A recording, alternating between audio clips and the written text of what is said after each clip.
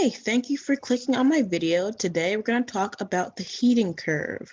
So essentially, to make this simple, I'll talk about it in terms of water, which is something that most people are familiar with, but you can talk about the heating curve in terms of other types of substances besides water. But for simplicity's sake, we'll just stick to H2O.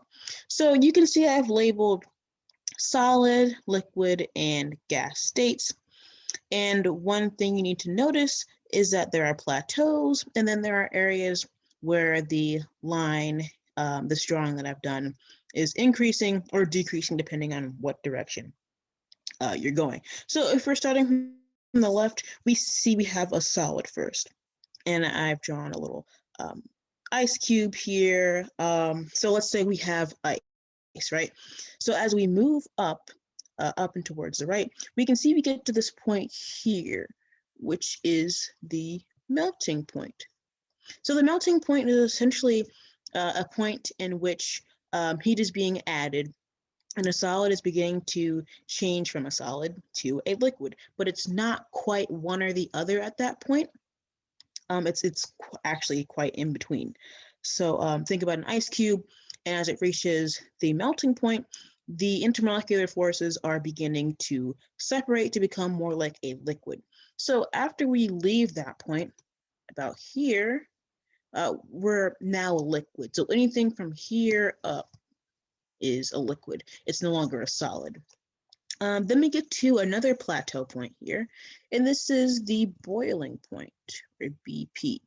Yeah, that's essentially similar to the melting point, where your liquid and your gas, it's actually not one or the other. You're sort of like in an in-between state. So you're not quite liquid, not quite gas, but similarly to the melting point, once you're at the end, once you added enough heat, anything above here is now in the gas state. And you can go forwards, you can go backwards, you can take away heat, put something in the freezer, and you can go from a gas to, liquid to a solid, or you can go solid, liquid, gas. It really depends on your heat being added.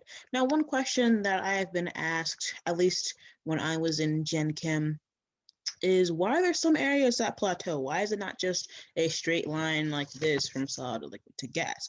And the simple reason for this is because the heat that's being added isn't always raising the temperature. If that was the case, then it would be a straight line. It would be linear like this, but it's not. And that is because at the boiling point and the melting point, which is also the freezing point, at these points, all the energy that's being added, all the heat that's being added is not being used to change the temperature.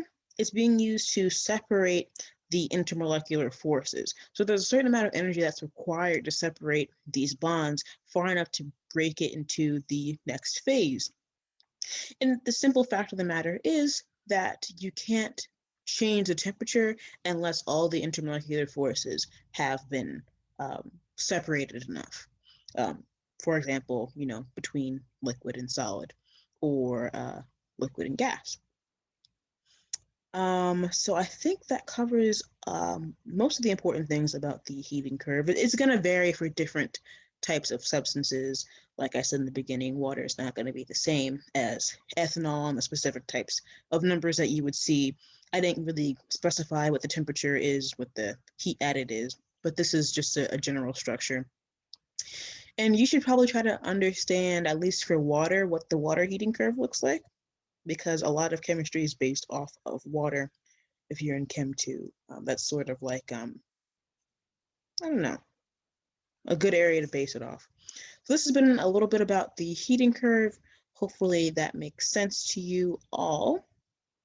And I will see you in the next video.